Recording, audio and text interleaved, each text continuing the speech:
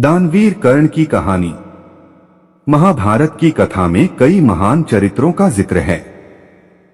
उन्हीं में से एक थे दानवीर कर्ण। श्री कृष्ण हमेशा कर्ण की दानवीरता की प्रशंसा करते थे।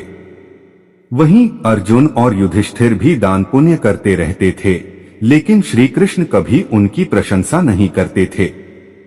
एक दिन अर्जुन ने श्री कृष्ण से इसका कारण पूछा। श्री कृष्ण बोले, समय आने पर वह यह साबित कर देंगे कि सबसे बड़ा दानवीर सूर्यपुत्र कर्ण है। कुछ दिनों के बाद एक ब्राह्मण अर्जुन के महल में आया। उसने बताया कि पत्नी की मृत्यु हो गई है। उसके दाह संस्कार के लिए उन्हें चंदन की लकड़ियों की जरूरत है। ब्राह्मण ने अर्जुन से चंदन की लकड़ी दान में मांगी। अर्जुन ने अपने मंत्री को आदेश दिया कि राजकोष से चंदन की लकड़ियों का इंतजाम किया जाए, लेकिन उस दिन न तो राजकोष में चंदन की लकड़ियां मिली और न ही पूरे राज्य में। अर्जुन ने ब्राह्मण से कहा, आप मुझे क्षमा करें, मैं आपके लिए चंदन की लकड़ी का इंतजाम नहीं कर सका। श्री कृष्ण इस पूरी घटना को देख रहे थे। उन्होंने ब्राह्मण से कहा, आपको एक जगह चंदन की लकड़ियां जरूर मिलेगी, आप मेरे साथ चलिए। श्री कृष्ण ने अर्जुन को भी अपने साथ ले लिया।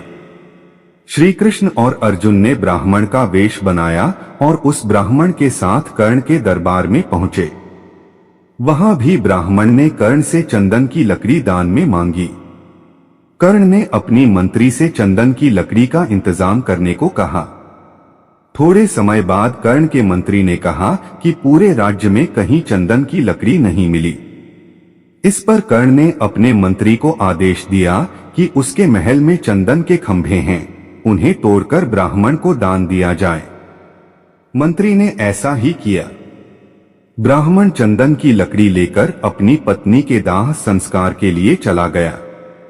श्री कृष्ण ने अर्जुन से कहा, देखो तुम्हारे महल के खंभों में भी चंदन की लकड़ी लगी है, लेकिन तुमने ब्राह्मण को निराश किया। वहीं कर्ण ने एक बार फिर अपनी दानवीरता का परिचय दिया।